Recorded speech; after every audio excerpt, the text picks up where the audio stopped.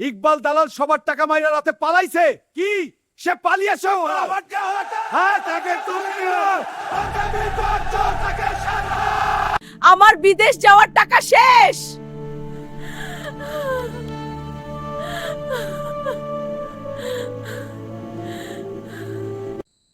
আমি সরাসরি শাকপুর গ্রাম থেকে বলছি।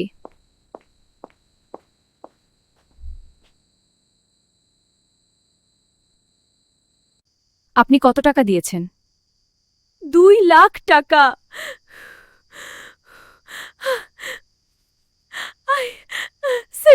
ইকবাল দালাল আমাদের সর্বনাশ করে পালাইছে, বিচার চাই। Rana human justice. ইকবাল দালাল আমাদের সর্বনাশ করে পালাইছে, বিচার চাই। জাস্টিস চাই। সবেমাত্র পাওয়া খবরে জানা যাচ্ছে ইগ্গাশিক বৃদা গ্রাম ছেড়ে আলছে এবং প্রশাসন এলোকে দ্রুত হমগুয়াচ্ছেন। তাম্বালছি কেলে পালাদাফুলি পাকেতে এখনো কোনো আনুষ্ঠানিক বিবৃতি আসেনি। দালাল ইকবাল এখন পলাতক। লোকজন ও এলাকাবাসীর শাস্তি দাবি করছে।